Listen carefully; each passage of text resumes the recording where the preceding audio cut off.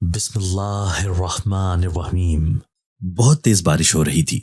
ایک ٹوٹے پھوٹے مکان کے سامنے ایک پریشان حال شخص کھڑا ادھر ادھر بھاگ کر آتی جاتی ہر گاڑی کو روکنے کی کوشش کر رہا تھا، لیکن اس خراب موسم میں کوئی بھی رکنے کے لیے تیار نہیں تھا۔ وہ بار بار سر اٹھا کر آسمان کی طرف دیکھتا اور روتا ہوا اللہ سے دعا مانگتا کہ یا اللہ کسی کو میری مدد کے لیے بھیج۔ تھوڑی دیر میں دروازے پر ماسی زغرا نمودار ہوئی۔ یہ اس گاؤں کی واحد دائی تھی۔ اس نے باہر نکل کر اس شخص کو آواز دی، حامد بیٹا جلدی کوئی انتظام کر لو ورنہ ماں اور بچہ دونوں میں سے کوئی بھی نہیں بچے گا۔ حامد نے مڑ کر پریشانی سے ماسی کی طرف دیکھا اور کہا، ماسی پچھلے 1.5 گھنٹے سے نہ بارش رک رہی ہے نہ ہی کوئی مدد کرنے کے لیے رک رہا ہے۔ یہ سن کر ماسی زغرا اس سے کہنے لگی، تم اپنی بیوی سکینہ کا خیال رکھو، میں گاؤں جا کر کسی کو مدد کا کہتی ہوں، کیونکہ یوں انتظار کرنے سے کچھ بھی حاصل نہیں ہو رہا اور دونوں کی جان کو خطرہ بڑھتا جا رہا ہے۔ یہ سن کر حامد جلدی سے گھر کی طرف بھاگا۔ ماسی بارش میں بھیگتی ہوئی گاؤں کی طرف نکل گئی۔ حامد ایک غریب موچی تھا۔ اس کی شادی کو 10 سال ہو گئے تھے، لیکن ابھی تک اس کے گھر ایک بھی بچہ نہیں تھا۔ اس نے اپنی بیوی کا بہت علاج کروایا، جگہ جگہ جا کر منت مانگی، روحانی علاج کروائے، تب کہیں جا کر ان کے گھر امید کا دیا روشن ہوا۔ اس کی جتنی حیثیت تھی وہ اپنی بیوی کا خیال رکھتا، سرکاری ہاسپٹل لے جا کر اس کا معائنہ کرواتا۔ ابھی 2 روز پہلے ہی تو وہ اس کو ہاسپٹل سے چیک اپ کروا کر لایا تھا، تو ڈاکٹر نے کہا تھا کہ سب ٹھیک ہوگا اور فی الحال کافی دیر ہے۔ آج شام مغرب کے وقت سے ہی زوردار بارش ہو رہی تھی۔ ایک دم سے ہی اس کی بیوی کو پیٹ میں شدید درد اٹھا تھا اور اس نے حامد سے کہا کہ وہ جا کر ماسی زغرا کو بلا لائے، کیونکہ اب وقت نزدیک ہے۔ یہ سن کر غریب حامد تو گھبرا گیا۔ ان کا گھر گاؤں سے ذرا ہٹ کر تھا۔ گاؤں والے اس کا بہت خیال کرتے تھے، لیکن وہ بھی غریب لوگ ہی تھے۔ وہ فوراً ماسی کو لے کر پہنچا، لیکن سکینہ کی طبیعت خراب سے خراب تر ہوتی چلی گئی۔ تو ماسی زغرا نے حامد کو کہا کہ وہ باہر جا کر کسی گاڑی کا انتظام کرے، کیونکہ سکینہ کو لے کر فوراً ہاسپٹل جانا ہوگا ورنہ بڑا نقصان ہو جائے گا۔ اور یوں وہ بیچارہ اس ٹوٹی پھوٹی سڑک پر کافی دیر سے مدد کا منتظر تھا۔ گھر کے اندر اس کی بیوی سکینہ تکلیف سے تڑپ رہی تھی۔ وہ رو رہی تھی اور بار بار یہی کہہ رہی تھی، خدا کے لیے میرے بچے کو بچا لینا، بے شک میں مر جاؤں۔ حامد اس کے منہ سے ایسی باتیں سن کر زاروں قطار رو رہا تھا، مگر لاچار و مجبور بیٹھ کر صرف اس کا ہاتھ پکڑ کر تسلی ہی دے سکتا تھا۔ بارش تھی کہ تھمنے کا نام ہی نہیں لے رہی تھی۔ ماسی کو گاؤں کی طرف گئے ہوئے آدھا گھنٹہ ہونے کو آیا تھا، مگر اب تک کوئی بھی مدد نہیں پہنچ سکی تھی۔ ایک دم دروازے پر تیز دستک ہوئی۔ حامد نے سمجھا کہ ماسی کسی کو اپنے ساتھ لے آئی ہے، لیکن جیسے ہی وہ بارش میں بھیگتا ہوا دروازہ کھولنے بھاگا تو دروازے پر 2 اجنبی لوگ کھڑے تھے۔ انہوں نے شہری لباس پہنا ہوا تھا اور چہروں پر ماسک لگے ہوئے تھے۔ حامد نے ان سے پوچھا، جی آپ کون، کس سے ملنا ہے؟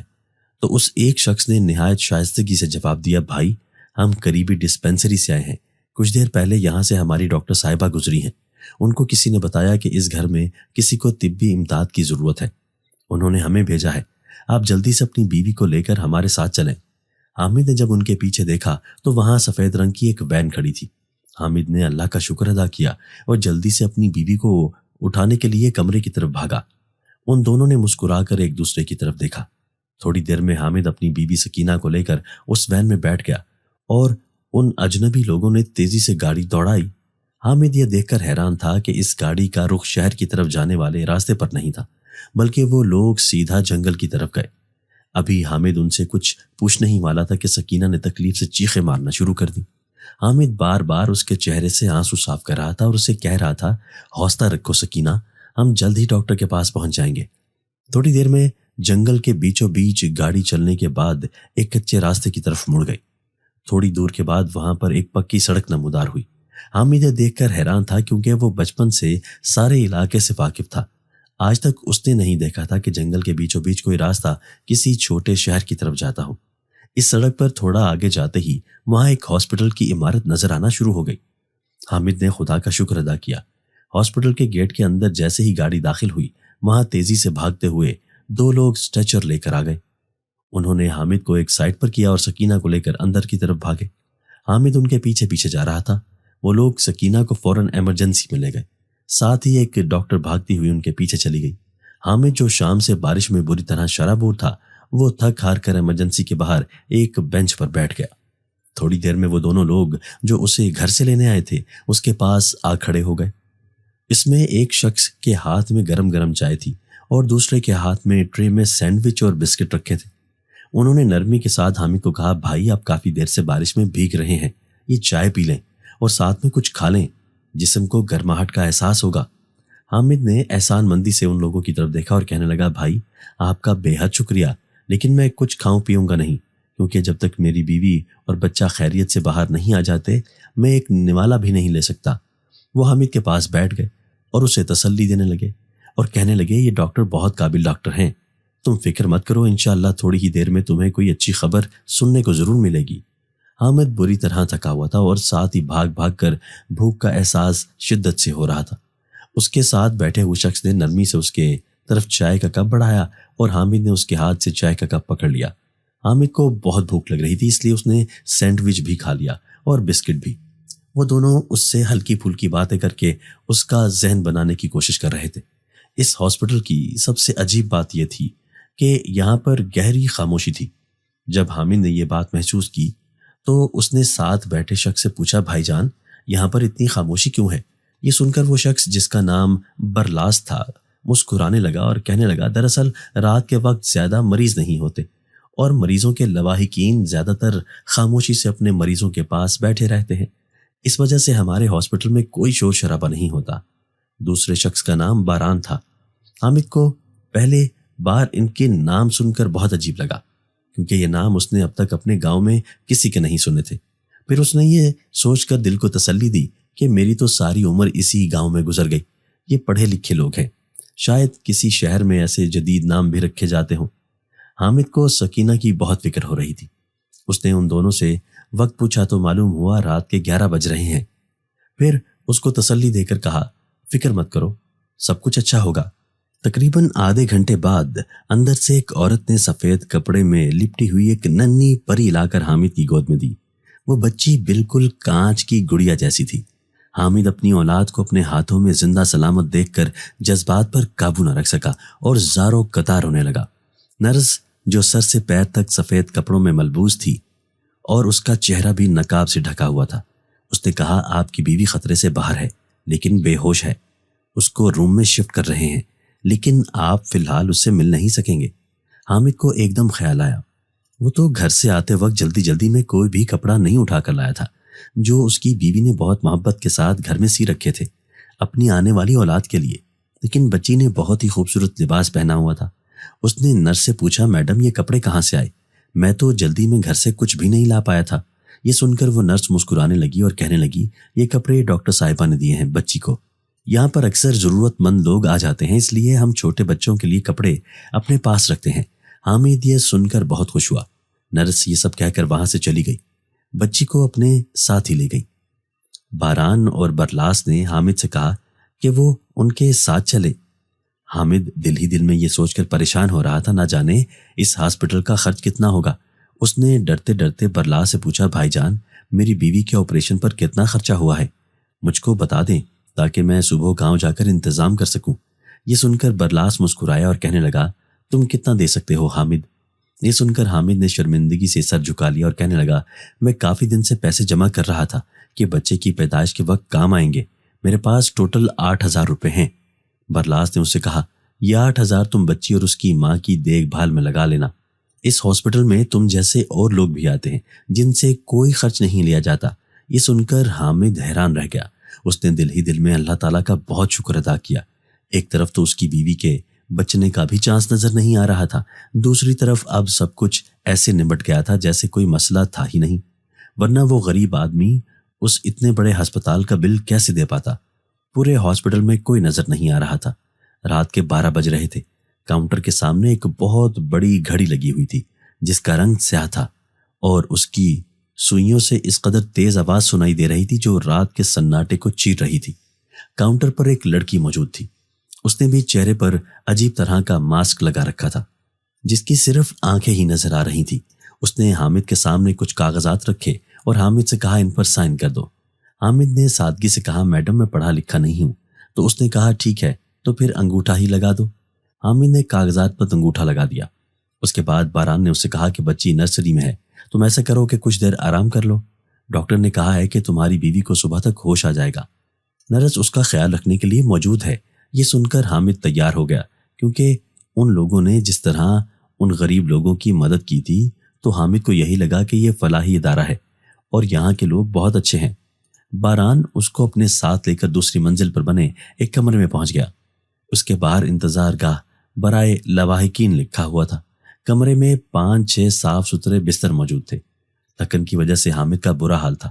اس نے خدا کا شکر ادا کیا اور باران سے کہنے لگا، بھائی صاحب تمہارا بہت شکریہ، آج اگر وقت پر طبی امداد نہ ملتی تو میری بیوی اور بیٹی شاید زندہ نہ ہوتی۔ یہ سن کر باران نے کہا، زیادہ پریشان ہونے یا سوچنے کی ضرورت نہیں ہے، اب تم آرام کر لو۔ حامد جا کر ایک بستر پر لیٹ گیا۔ باران نے وہاں سے نکلتے ہوئے پیچھے مڑ کر دیکھا اور مسکرا دیا۔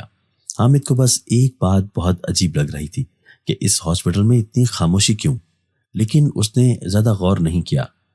ابھی باران کو باہر نکلے ایک لمحہ ہی ہوا تھا کہ حامد کو پانی پینے کی حاجت محسوس ہوئی۔ وہ یہ سوچ کر بستر سے اٹھا کہ ابھی وہ راہداری میں ہی ہوگا۔ جیسے ہی حامد باہر نکلا اور راہداری میں کوئی بھی نہیں تھا، یہ دیکھ کر اسے بڑا عجیب لگا۔ وہ باہر نکلنا چاہ رہا تھا، لیکن یہاں کا سناٹا دیکھ کر اس کے دل میں ہول اٹھ رہے تھے۔ ایک دم سے سامنے سیڑھیوں کے پاس لگا ہوا بلب جلنے بجھنے لگ گیا۔ یہ دیکھ کر حامد کے اوسان خطا ہو گئے۔ وہ فوراً کمرے کی طرف مڑ گیا۔ کمرے میں آتے اس نے دروازہ بند کر دیا۔ اب حامد کا پانی پینے کو بھی دل نہیں کر رہا تھا۔ کچھ تو عجیب تھا جو اسے مسلسل محسوس ہو رہا تھا۔ وہ سوچوں میں ڈوبا ہوا اپنے بستر پر لیٹ گیا اور لیٹے لیٹے کب اس کی آنکھ لگی اسے معلوم نہیں۔ اس کی آنکھ بے تحاشا شور سے کھلی۔ وہ اپنا سر پکڑ کر دباتے ہوئے بستر سے اٹھ کر بیٹھ گیا۔ اس سے یہ بھی یاد نہیں تھا کہ کل رات وہ یہاں کیسے پہنچا۔ اس کے پاس نہ تو کوئی گھڑی تھی اور نہ ہی اس کے کمرے میں وقت دیکھنے کے لیے کوئی انتظام تھا۔ اس نے سمجھا شاید صبح ہو گئی، کیونکہ کمرے میں موجود واحد کھڑکی جو باہر کی طرف کھلتی تھی وہ بھی ہاسپٹل کے اندر ہی تھی۔ تو باہر کیا ہو رہا ہے اسے یہ معلوم نہیں ہو سکتا تھا۔ حامد نے جوتے پہننے کے لیے جیسے ہی اپنے پاؤں نیچے رکھے، وہ یہ دیکھ کر حیران ہو گیا کہ وہاں پر جوتے موجود نہیں ہیں۔ وہ ننگے پیر ہی اٹھ کر باہر نکل آیا۔ اسے بہت سارے لوگوں کے بولنے کی آوازیں آ رہی تھیں۔ وہ اسی گلی سے ہوتا ہوا نیچے کی طرف جا رہا تھا جہاں سے رات باران اس کو اوپر چھوڑنے آیا تھا، اور جیسے جیسے سیڑھیاں اتر رہا تھا بہت سارے لوگوں کی آپس میں بولنے کی جو آوازیں اس کو سنائی دے رہی تھی وہ بالکل مدھم ہوتے ہوتے اب بند ہو چکی تھی۔ کاؤنٹر پر بھی کوئی موجود نہیں تھا۔ وہ حیران پریشان کھڑا ہوا تھا۔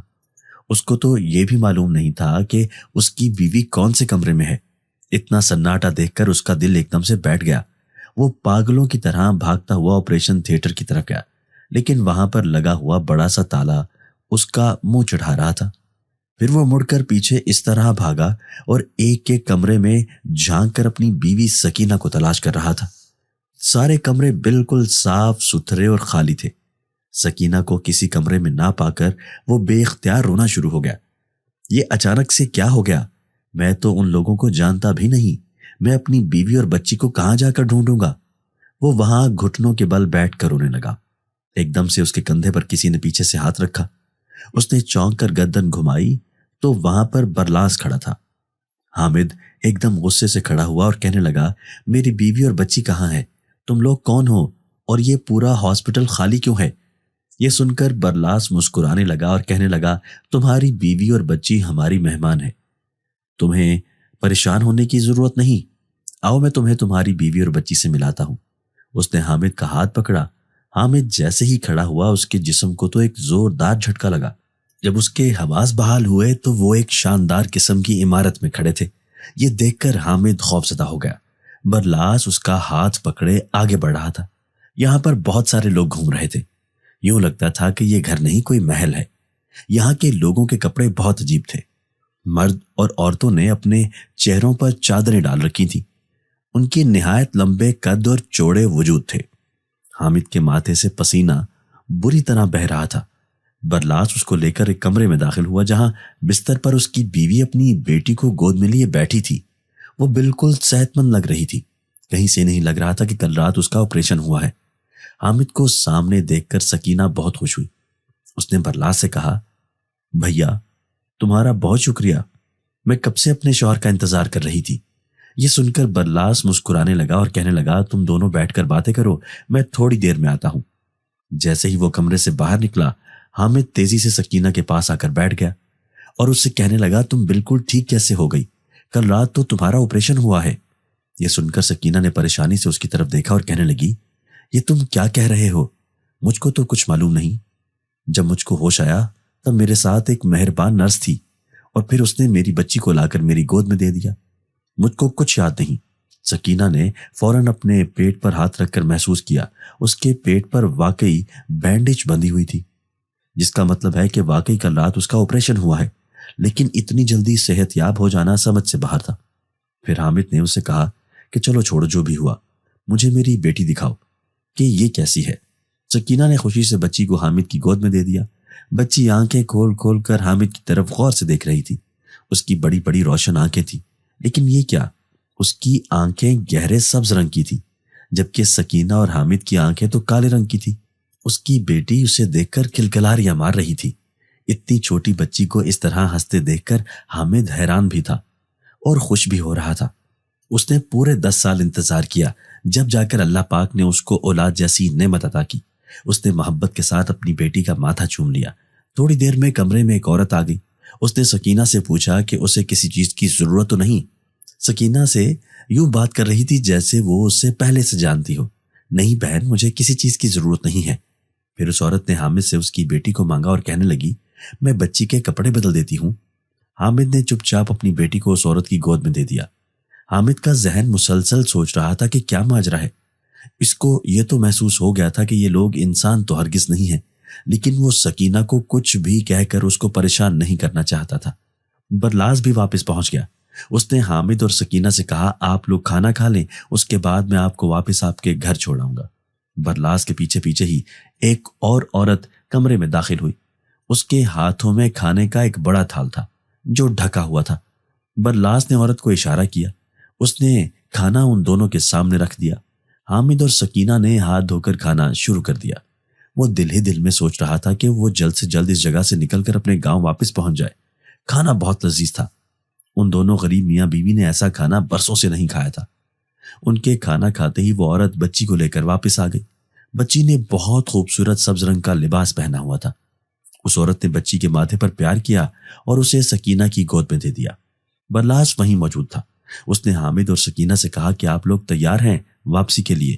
اس پر سکینہ نے اس سے کہا کہ بھائی مجھے ڈاکٹر صاحبہ سے ملوا دیں، جانے سے پہلے میں ان کا شکریہ ادا کرنا چاہتی ہوں اور ساتھ ہی پوچھنا بھی چاہتی ہوں کہ مجھے دوبارہ ان سے کب ملنے آنا ہوگا۔ یہ سن کر برلاس نے گہری نظر سے حامد کی طرف دیکھا اور سکینہ سے کہا فی الحال ڈاکٹر صاحبہ نہیں ہے، آپ کو جیسے ہی مدد کی ضرورت ہوگی ڈاکٹر صاحبہ سے ملنے کا انتظام ہو جائے گا۔ یہ سن کر سکینہ چپ ہو گئی۔ اس کو بھی شاید سمجھ نہیں آ رہا تھا کہ یہ سارا کیا ماجرا ہے۔ بہرحال وہ اس کے ساتھ واپسی کے لیے تیار کھڑی ہو گئی۔ اتنے میں ایک عورت نے آ کر حامد کو ایک تھال میں رکھے ہوئے کچھ تحفے دے کر کہا یہ آپ لوگوں اور بچی کے لیے کچھ تحفے ہیں۔ سکینہ نے حیرانی سے حامد کی طرف دیکھا، لیکن حامد نے خاموشی سے وہ تھال پکڑ لیا۔ برلاس انہیں اپنے ساتھ لے کر گاڑی میں ان کے گاؤں چھوڑنے آیا۔ حامد نے سکینہ اور بچی کو گاڑی سے اتارا اور انہیں لے کر گھر چھوڑنے چلا گیا، اور جیسے ہی برلاس سے ملنے آیا تاکہ اس کا شکریہ ادا کر سکے تو وہاں پر کوئی بھی نہیں تھا۔ یہ دیکھ کر حامد کو سمجھ آ چکا تھا کہ یہ کوئی انسان نہیں تھے بلکہ جنات تھے۔ اسے خوف کا احساس ہوا، لیکن وہ فوراً اپنے گھر کی طرف بڑھ گیا کیونکہ وہ اپنی بیوی اور بچی کو اکیلا نہیں چھوڑنا چاہتا تھا۔ سکینہ اپنی بیٹی کو دودھ پلا رہی تھی۔ دروازے کی طرف سے اس کی پشت تھی۔ جب حامد کمرے میں داخل ہوا تو اس کو ایک بہت پیاری خوشبو محسوس ہوئی۔ ان کے گھر میں کبھی کوئی خوشبو استعمال نہیں ہوئی تھی، اس لیے حامد تیزی سے اس تھال کی طرف بڑھا جو ان کو تحفے میں دیا گیا تھا۔ جیسے ہی اس نے تھال کا کپڑا اٹھایا کمرے میں ہر طرف روشنی پھیل گئی۔ اس تھال میں بہت ہی خوبصورت زیورات رکھے تھے، ساتھ میں کئی طرح کی خوشبوئیں اور خوبصورت لباس بھی تھے۔ سکینہ نے پیچھے پلٹ کر دیکھا اور حیران رہ گئی۔ حامد چپ چاپ کھڑا اس سارے سامان کو دیکھ رہا تھا۔ اس کو سکینہ کی حیرت میں ڈوبی ہوئی آواز سنائی دی۔ اس نے کہا حامد یہ سب کیا ہے؟ حامد نے سر اٹھا کر سکینہ کی طرف دیکھا اور کہنے لگا یہ جو کچھ بھی ہے خاموشی سے رکھ لو اور اس کا ذکر کسی بھی عورت سے ہرگز مت کرنا۔ کل جو لوگ ہمیں ساتھ لے کر گئے تھے وہ نہایت پراسرار تھے، اور اب جو تحفہ ہمیں ملا ہے اس سے تو بالکل صاف ہو گیا ہے کہ یہ لوگ جنات ہی تھے۔ حامد نے وہ تھال لا کر سکینہ کے سامنے رکھ دیا۔ سکینہ یہ سب چیزیں دیکھ کر خوشی سے بے حال تھی۔ اس نے اپنی پوری زندگی میں اتنی قیمتی چیزیں نہیں دیکھی تھی۔ وہ ایک ایک چیز کو اٹھا کر بچوں کی طرح دیکھ رہی تھی۔ حامد اس سوچ پر پڑا ہوا تھا کہ وہ انجانے میں جنات کے ہاسپٹل میں اپنی بیوی کو لے کر پہنچ گیا۔ کل کو اس کی بچی یا بیوی کے ساتھ اگر کوئی مسئلہ ہو گیا تو کیا کر سکتا ہے وہ؟ حامد نے سکینہ کو قسم دے کر کہا کہ وہ ان تحائف کا ذکر کسی سے بھی نہ کرے اور نہ ہی ان ملبوسات میں سے کوئی لباس پہنے۔ سکینہ نے اعتراض کیا، لیکن پھر حامد کے چہرے کی طرف دیکھ کر چپ ہو گئی، کیونکہ پریشانی اس کے چہرے سے صاف ظاہر تھی۔ ان کے پاس ایک ٹوٹا پھوٹا سا صندوق تھا۔ حامد نے یہ سارا سامان اٹھا کر صندوق میں ڈالا اور اسے تالا لگا دیا۔ بچے کے لیے سکینہ نے اپنے ہاتھ سے جو کپڑے سیے تھے فی الحال وہ کافی تھے۔ حامد اور سکینہ اپنی شہزادی کے ساتھ بہت خوش تھے۔ اگلی صبح ماسی صغرا گھر کا دروازہ کھلا دیکھ کر سکینہ اور حامد سے ملنے چلی آئی۔ حیران تھی کہ وہ دونوں ایک دم سے کہاں چلے گئے تھے۔ حامد نے سکینہ کو سمجھا رکھا تھا کہ وہ ماسی صغرا سے کسی ہاسپٹل کا ذکر نہ کرے۔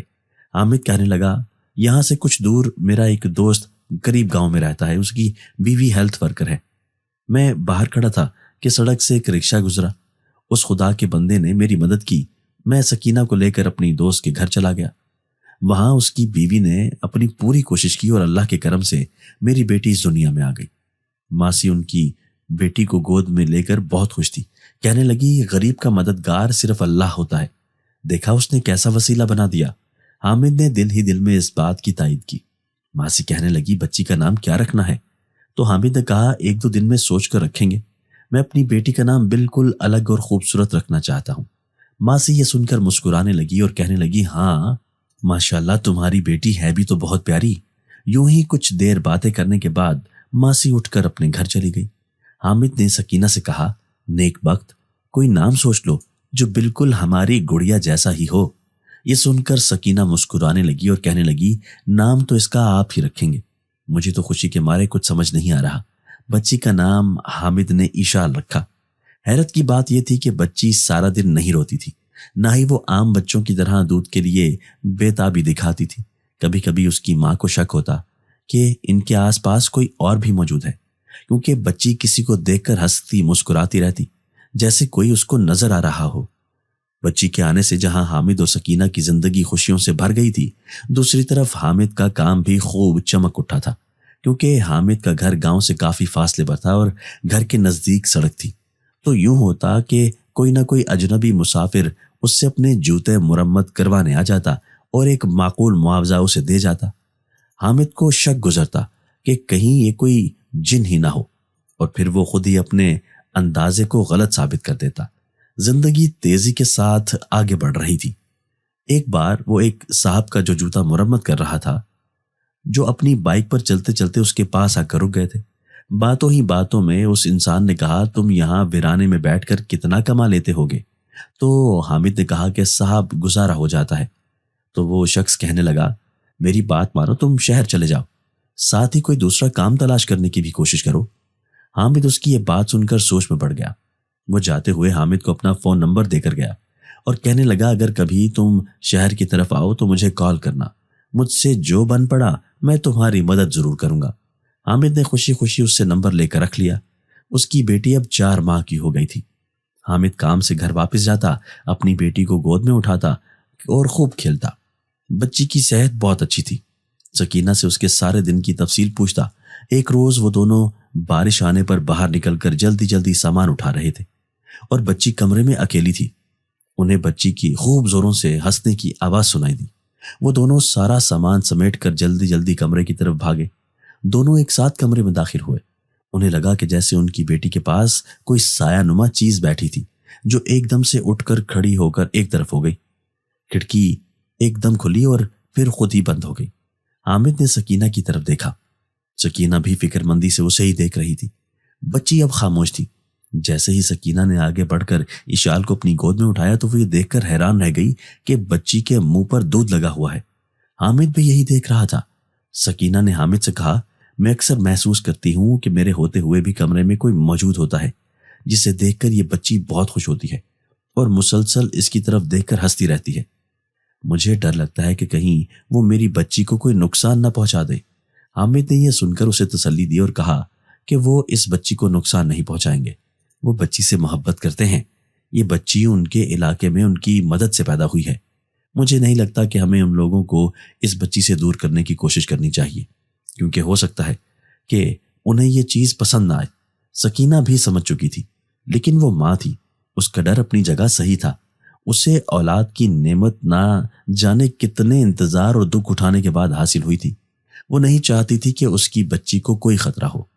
اس روز کے بعد برلاس یا باران میں سے کوئی بھی ان کے سامنے نہیں آیا تھا، اور نہ ہی انہوں نے باقاعدہ طور پر کسی جن کو دیکھا تھا۔ سکینہ نے اپنی بیٹی اشال کو اپنے سینے سے لگا لیا۔ حامد گہری سوچ میں ڈوب گیا۔ کچھ روز بعد اس نے سکینہ سے کہا کہ میرا خیال ہے کہ ہمیں اب شہر جا کر کوئی کام تلاش کرنا چاہیے، کیونکہ یہاں پر ذریعہ معاش نہ ہونے کے برابر ہے۔ ہماری بچی بڑی ہو رہی ہے، میں چاہتا ہوں کہ میں اسے زندگی کی ہر آسائش دے سکوں۔ یہ بات سن کر سکینہ کہنے لگی، تم ایک باپ ہو، تم اپنی جگہ بالکل ٹھیک ہو، لیکن ہم شہر میں جا کر کیا کام کریں گے؟ اور وہاں ہم کسی کو جانتے بھی تو نہیں، نئی جگہ کام نہ ملا تو ہماری بچی کا کیا ہوگا؟ تو تب حامد نے اس شخص کا ذکر کیا جو اسے اپنا نمبر دے کر گیا تھا اور کہا تھا کہ شہر آؤ تو مجھے اطلاع کرنا، میں تمہاری مدد کروں گا کام ڈھونڈنے میں۔ حامد نے کمرے کا دروازہ بند کیا اور صندوق میں سے وہ تحائف نکال کر سکینہ کے سامنے رکھے جو ان جنات نے ان کو بچی کے پیدا ہونے پر دیے تھے۔ حامد کہنے لگا کہ کام اور کاروبار کو تو بندوبست ہے، ان زیورات کو بیچ کر میں جوتوں کی کوئی دکان کھول سکتا ہوں۔ یہ سن کر سکینہ بھی خوش ہو گئی اور کہنے لگی، ارے میں تو ان کو بھول ہی گئی تھی۔ حامد نے مسکرا کر کہا، لیکن میں نہیں بھولا تھا، میں بس صحیح وقت کا انتظار کر رہا تھا۔ اس گاؤں میں رہ کر تو ہم یہ زیورات بیچ بھی نہیں سکتے، کیونکہ یہ بھی ہو سکتا ہے کہ کسی کو ہم پر شک ہو اور کوئی چور اچکا پیچھے لگ جائے۔ سکینہ نے کہا، تم ٹھیک کہتے ہو، چلو شہر جانے کی تیاری کرو، اللہ ضرور کوئی نہ کوئی راستہ بنائے گا۔ کچھ دن میں حامد نے گاؤں میں اپنا کام سمیٹا۔ اس نے ماسی صغرا کی مدد سے اپنے اس ٹوٹے پھوٹے مکان کو بیچا۔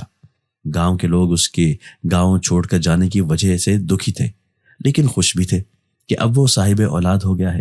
اس کو بھی بہتر زندگی کی تلاش ہے تاکہ وہ اپنے بیوی بچوں کو سکھ کی زندگی دے سکے۔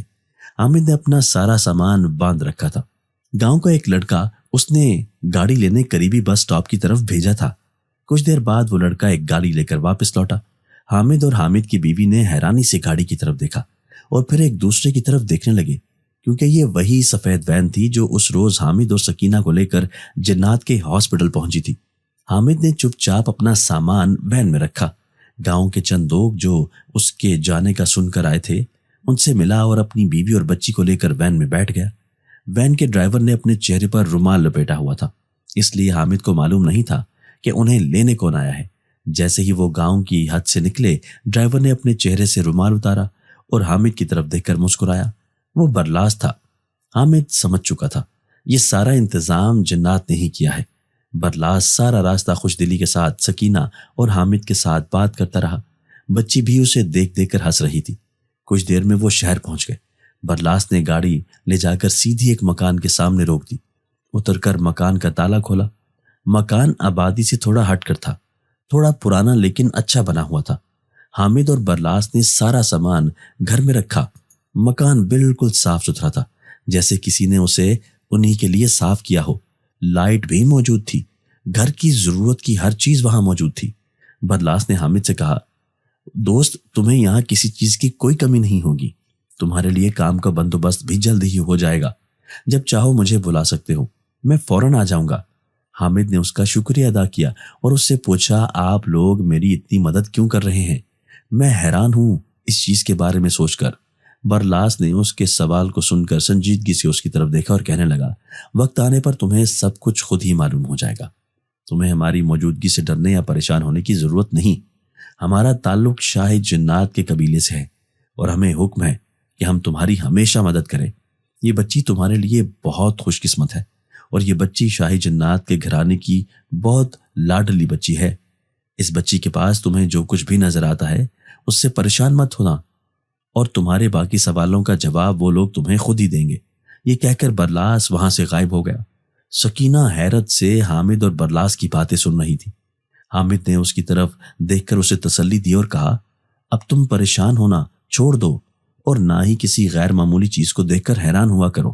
مجھے یقین ہے کہ اللہ ہماری بیٹی کو اپنی حفاظت میں رکھے گا۔ جس نے اتنے سالوں بعد ہماری خالی جھولی بھری ہے، وہ ہماری اس خوشی کی حفاظت کرے گا۔ سکینہ بھی مطمئن ہو گئی۔ اب اکثر بچی کو دودھ اور طرح طرح کے پھل کھلائے جاتے۔ سکینہ یہ سب اپنی آنکھوں سے دیکھتی اور خاموش رہتی تھی۔ چند دن میں جنات نے حامد کے لیے ایک دکان کا انتظام کر دیا۔ اب حامد ایک موچی نہیں بلکہ جوتوں کی بہترین دکان کا مالک تھا۔ وہ ہر روز اللہ تعالیٰ کا شکر ادا کرتا۔ وقت تیزی سے گزر رہا تھا۔ ان کی بیٹی اب 1.5 سال کی ہو گئی تھی۔ سکینہ کام کرتی رہتی اور بچی نہ جانے کس سے باتیں کرتی رہتی۔ وہ ہاتھ کے اشارے کر کر کے سکینہ کو بھی اس طرف متوجہ کرنے کی کوشش کرتی تھی، لیکن سکینہ ڈرتی تھی۔ وہ جو بھی تھی بالکل ماں کی طرح ہی اس کی بیٹی اشال سے محبت کرتی تھی۔ ایک روز دروازے پر دستک ہوئی۔ سکینہ نے جا کر دروازہ کھولا تو سامنے خوبصورت عورت کھڑی تھی۔ اس نے سکینہ کو سلام کیا۔ سکینہ کھڑی اس کے چہرے کی طرف دیکھ رہی تھی۔ اسے لگا کہ شاید اس نے پہلے بھی کہیں اس عورت کو دیکھا ہے۔ تبھی اس عورت نے کہا، مجھے اندر نہیں بلاؤ گی؟ سکینہ یہ سن کر پریشان ہوئی، کیونکہ آج تک اس کے گھر پڑوس سے کوئی بھی عورت نہیں آئی تھی، نہ وہ شہر میں کسی کو جانتی تھی۔ حامد سختی سے اس کو تاکید کر کے جاتا تھا کہ غیر ضروری دروازے پر دستک ہو تو ہرگز دروازہ نہ کھولے۔ اپنی بیوی اور بیٹی کو لے کر بہت حساس تھا۔ اس عورت نے سکینہ کو خاموش کھڑا دیکھ کر کہا، پریشان ہونے یا ڈرنے کی کوئی ضرورت نہیں ہے، میں تمہاری بچی سے ملنے آئی ہوں۔ یہ سن کر سکینہ نے اسے اندر بلا لیا۔ سکینہ نے اسے کمرے میں بٹھایا۔ اشال سو رہی تھی۔ جیسے ہی وہ عورت آ کر بیٹھی، اشال فوراً نیند سے جاگ گئی۔ وہ بستر سے اتری اور تیزی سے بھاگ کر اس عورت سے لپٹ گئی۔ سکینہ حیران تھی۔ وہ عورت اسے گود میں لے کر بیٹھ گئی۔ سکینہ نے اس کی طرف دیکھ کر کہا کہ آپ کون ہیں؟ تو وہ عورت مسکرائی اور کہنے لگی، یاد کرو جب تم دوسرے گاؤں گئی تھی ایک بزرگ کے مزار پر دعا مانگنے۔ سکینہ کو ایک دم یاد آیا، یہ عورت اسے وہیں ملی تھی۔ سکینہ دعا مانگ کر جیسے ہی باہر نکلی تھی، پیچھے سے اس عورت نے اس کو نام لے کر پکارا۔ سکینہ نے جو پلٹ کر دیکھا، عورت مسکرانے لگی اور کہنے لگی، یہ تمہارے ہاتھوں سے کچھ پھول وہاں گر گئے تھے۔ سکینہ کہنے لگی، جی نہیں، میرے پاس کوئی پھول نہیں تھے۔ اس عورت نے قریب آ کر سکینہ کے ہاتھ پر پھول رکھے اور کہا، یہ پھول تمہارے ہی ہیں۔ سکینہ چپ کھڑی رہ گئی۔ اس عورت نے پھول دے کر سکینہ کے سر پر ہاتھ رکھا اور اس کے چہرے پر پھونک مار دی۔ کچھ دیر بعد جب سکینہ کے حواس بحال ہوئے تو اس نے دیکھا کہ وہ اکیلی کھڑی ہے۔ اس کے ہاتھوں میں گلاب کے پھول تھے۔ وہ چپ چاپ گھر لوٹ آئی۔ تھوڑے ہی دن میں اسے خوشخبری ملی تھی۔ وہ پھول اس کے گھر میں مٹی کے خوبصورت گھڑے میں آج بھی رکھے تھے۔ مسکرا کر سکینہ کی طرف دیکھا اور کہنے لگی، سکینہ بیٹھو، تم ہمیشہ یہ سوچ کر پریشان ہوتی ہو نا کہ کہیں تمہاری بیٹی کو جنات کوئی نقصان نہ پہنچا دیں یا پھر یہ بچی تم سے چھین کر نہ لے جائیں۔ میں تمہیں تمہارے سوالات کے جواب دینے آئی ہوں۔ سکینہ خاموشی سے اس عورت کو دیکھ رہی تھی۔ سکینہ، میرا نام بارزہ ہے، عربی نام مطلب صاف۔ میں شاہی جنات کے خاندان سے تعلق رکھتی ہوں۔ ہماری عمریں کئی 100 سال ہوتی ہیں۔ میرا شوہر جنات کے قبیلے کا شہزادہ ہے۔ وہ مجھ سے بہت پیار کرتا ہے۔ ہماری شادی کو کافی عرصہ ہو گیا ہے، لیکن ہم بے اولاد ہیں، اس لیے مجھے بچے بہت پسند ہیں۔ میں اپنے شوہر سے کہتی ہوں کہ وہ دوسری شادی کر لے، مگر وہ اس کے لیے تیار نہیں۔ میں بھی اکثر اس مزار پر دعا مانگنے جاتی ہوں جہاں تم گئی تھی۔ میں نے تمہیں دیکھا تو مجھے تم پر بہت پیار آیا۔ تم جس طرح تڑپ کر دعا مانگ رہی تھی، جب میں نے تمہیں دیکھا تو معلوم ہوا کہ تمہارے ساتھ کچھ خبیث جنات نے شرارت کی ہے اور کوئی بندش ہے جس کی وجہ سے تم اندرونی طور پر بیمار ہو۔ وہ پھول جو میں نے تمہیں دیے تھے جنات کی دنیا کے خاص پھول تھے۔ ان کی خوشبو سے وہ خبیث جنات جو تمہارے وجود کے ساتھ باندھے گئے تھے تم سے دور ہو گئے، اور پھر میں نے بھی تمہارے لیے دعا کی اور تمہاری دعا بھی رنگ لے آئی۔ جب سے یہ بچی تمہارے وجود میں سانس لے رہی ہے تب سے میں اس سے جڑی ہوئی ہوں۔ میں اس کو کوئی نقصان پہنچانا نہیں چاہتی، لیکن صرف اپنی ممتا کے ہاتھوں مجبور ہوں۔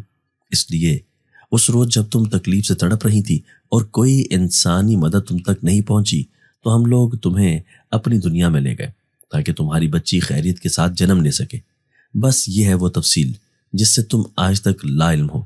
اگر پھر بھی تمہیں یہ محسوس ہو کہ میرا تمہاری بچی کے پاس آنا تمہیں پسند نہیں یا تمہیں کسی قسم کا کوئی خوف ہے تو مجھے کہہ دو میں آئندہ کبھی تمہاری بچی کے پاس نہیں آؤں گی۔ سکینہ یہ سب سن کر حیران رہ گئی۔ اس نے جا کر بارزہ کے دونوں ہاتھ پکڑ کر چوم لیے اور کہنے لگی مجھے نہیں معلوم تھا کہ میری مدد کرنے والی کوئی جن زادی ہے۔ میں اور میری بیٹی دونوں خوش نصیب ہیں۔ مجھے آپ کی صورت میں ایک بہن مل گئی اور میری بچی کو دوسری ماں۔ میں نے بے اولادی کا دکھ جھیلا ہے، اس لیے مجھے معلوم ہے کہ کسی بچے سے جب آپ کا لگاؤ ہو جائے تو اس سے دور جانا کتنا مشکل ہے۔ میں کبھی بھی آپ کو اپنی بیٹی ایشال سے دور جانے کا نہیں کہہ سکتی، اور یہ دعا بھی کروں گی کہ جیسے اللہ پاک نے اتنے سال بعد میری جھولی بھر دی، ویسے ہی آپ کو بھی اولاد کی نعمت سے نواز دے۔ سکینہ کی اتنی محبت دیکھ کر بارزہ رونے لگی۔ سکینہ نے اس کو گلے سے لگا لیا۔ حامد کو گھر سے کچھ ضروری سامان اٹھانا تھا، اس لیے وہ آج جلد لوٹ آیا۔ جیسے ہی وہ گھر پہنچا اس کو گھر کا دروازہ کھلا ملا۔ پہلے تو وہ ڈر گیا کہ شاید سکینہ اور ایشال کسی مشکل میں ہو، لیکن جیسے ہی دروازے سے اندر داخل ہوا سکینہ کی آواز سن کر اس کو غصہ آیا۔ وہ کسی اجنبی عورت کے لیے دروازہ کیسے کھول سکتی ہے، اور پھر دروازہ بند کیے بنا ہی دنیا سے بے خبر ہو کر بیٹھ کر اس سے باتیں کر رہی ہے۔ حامد بہت غصے سے کمرے میں داخل ہوا۔ جیسے ہی اس کی نظر اس عورت پر پڑی تو وہ حیران رہ گیا، کیونکہ اس کو فوراً یاد آ گیا کہ یہ تو وہی ڈاکٹر صاحبہ ہیں جس نے سکینہ کو آپریشن تھیٹر میں لے جانے کا کہا تھا۔ حامد نے خوشی سے ڈاکٹر صاحبہ کو سلام کیا۔ اس کی بیٹی ایشال بہت محبت کے ساتھ ڈاکٹر کی گود میں بیٹھی تھی۔ بارزہ حامد کو دیکھ کر مسکرانے لگی اور سکینہ نے حیرت سے حامد کی طرف دیکھا۔ بارزہ ہنس پڑی اور کہنے لگی میں کوئی ڈاکٹر نہیں ہوں، بس اس روز آپ کی مدد کرنی تھی اس لیے آپ کے سامنے آنا پڑا۔ حامد حیرانی سے سکینہ کو دیکھ کر کہنے لگا کہ یہ کیا ماجرا ہے، تو سکینہ نے اسے شروع سے لے کر اب تک کی ساری باتیں بتا دی۔ حامد بہت خوش ہوا اور کہنے لگا شہزادی صاحبہ آپ کا بہت شکریہ، اگر اس روز میری بیوی اور بیٹی کو کچھ ہو جاتا تو میرے پاس زندہ رہنے کا کوئی بھی مقصد نہ بچتا۔ ایشال جو اب تک کوئی لفظ نہیں بولتی تھی اس نے ایک دم سے اپنا پہلا لفظ کہا ماما۔ یہ سن کر حامد، سکینہ اور بارزہ تینوں خوشی سے جھوم اٹھے۔ ایشال اپنے چھوٹے چھوٹے ہاتھوں سے بارزہ کا چہرہ پکڑ کر اس کو بار بار ماما کہہ رہی تھی۔ آج سکینہ کو معلوم ہو گیا کہ وہ سایہ جو ہمیشہ ایشال کے ساتھ رہتا تھا وہ کوئی اور نہیں بلکہ بارزہ تھی۔ تھوڑی دیر ان کے ساتھ رہ کر بارزہ نے ان سے اجازت لی اور کہنے لگی میں تو آج آخری بار آپ کی بیٹی سے ملنے آئی، کیونکہ میری موجودگی محسوس کر کے سکینہ ہر بار ڈر جاتی تھی اور مجھے یہ بالکل اچھا نہیں لگ رہا تھا، لیکن اب اس معصوم نے مجھے ایک نئی مشکل میں ڈال دیا ہے۔ اس کے منہ سے ماں کا لفظ سن کر مجھے لگتا ہے کہ میں کبھی بھی اس سے دور نہیں جا پاؤں گی۔ یہ کہتے ہوئے وہ بہت اداس تھی۔ سکینہ اس سے کہنے لگی کہ آپ کو ایشال سے دور جانے کی ضرورت نہیں ہے، آج سے ایشا کی 2 مائیں ہیں، میں کبھی بھی آپ کو اس سے دور ہونے نہیں دوں گی۔ یہ سن کر بارزہ خوشی سے کھل اٹھی۔ وقت تیزی سے گزرا، خدا نے بارزہ کو بھی اولاد کی خوشی دے دی، لیکن اس کی ایشال سے محبت کبھی کم نہیں ہوئی۔ ایشال کی پرورش ایسے ہوتی رہی جیسے وہ کوئی شہزادی ہو۔ جو بھی اسے دیکھتا حیرت میں پڑ جاتا، کیونکہ وہ خوبصورت ہونے کے ساتھ ساتھ نہایت با ادب بھی تھی۔ اسکول میں ٹیچر بھی اس سے بہت محبت کرتے اور اسی طرح کالج میں بھی لوگ اس سے بہت پیار کرتے۔ اس کے ٹیچر، اس کی دوستیں، سب کے لیے وہ ان کی آنکھوں کا تارا تھی۔ حامد کی خواہش تھی کہ وہ اپنی بیٹی کو ڈاکٹر بنائے۔ ایشال تھی بھی اتنی ہی ذہین، اس کو آسانی سے میڈیکل کالج میں داخلہ مل گیا۔ اس کی تعلیم مکمل ہونے میں چند ماہ بچے تھے۔ حامد کو اب دنیا ایک بڑے کاروباری شخصیت کے نام سے جانتی تھی، لیکن دولت کی فراوانی نے بھی اس کے مزاج میں کوئی تبدیلی پیدا نہیں ہونے دی۔ اس کی فیکٹریوں میں غریبوں کے لیے ہمیشہ جگہ موجود رہتی۔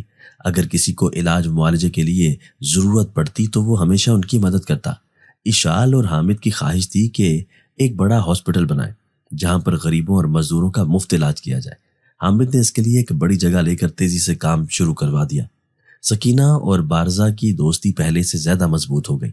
بارزہ کے 4 بچے تھے، لیکن سکینہ کے ہاں دوسری کوئی اولاد نہیں ہوئی، اس لیے ایشال اکلوتی تھی۔ ہاسپٹل کی تعمیر تقریباً مکمل تھی۔ دوسری طرف ایشال کی تعلیم بھی مکمل ہو چکی تھی۔ آج اس ہاسپٹل کا افتتاح ہونا تھا۔ حامد نے بہت سارے لوگوں کو دعوت دے کر بلایا تھا۔ اس کا مقصد تھا کہ دوسرے لوگ بھی یہ دیکھ کر خدمت خلق کا جذبہ اپنے اندر محسوس کریں۔ شہر میں نئے DSP کا تقرر ہوا تھا۔ حامد نے اس کو بھی مدعو کر رکھا تھا۔ جیسے ہی ایشال ہاسپٹل کا افتتاح کرنے آئی، اس کے ساتھ اس کی ماں سکینہ، حامد، بارزہ اور اس کے بچے بھی موجود تھے۔ DSP نوجوان اور خوبصورت تھا۔ اس کی گہری سبز آنکھیں ذہانت سے بھرپور تھی۔ جو بھی اسے دیکھتا رہ جاتا۔ اس کی نظر جیسے ہی اشال پر پڑی وہ حیران رہ گیا۔ اسی لمحے اشال کی نظر بھی ڈی ایس پی پر پڑی۔ وہ حیران رہ گئی اس کی سبز آنکھوں کو دیکھ کر۔ یہ کوئی اتفاق تھا یا پھر گہرا راز؟ ایک دم سے بارزہ سکینہ کے پیچھے سے نکل کر سامنے آ گئی۔ وہ چبھتی ہوئی نظروں سے ڈی ایس پی اقبان عقاب کی جمع کو دیکھ رہی تھی۔ بارزہ ماسی آپ؟ اقبان نے حیرت سے اس کو مخاطب کیا، حالانکہ وہ دونوں ہی خاموش تھے لیکن ایک دوسرے سے بات کر رہے تھے۔ اشال چونک اٹھی کیونکہ اس نے ظاہر نہیں کیا کہ وہ ان دونوں کی باتیں سن رہی ہے۔ وہ لوگ ربن کاٹ کر اندر داخل ہو چکے تھے۔ حامد اپنی بیوی سکینہ اور بارزہ سے ڈی ایس پی اقبان کا تعارف کروا رہا تھا۔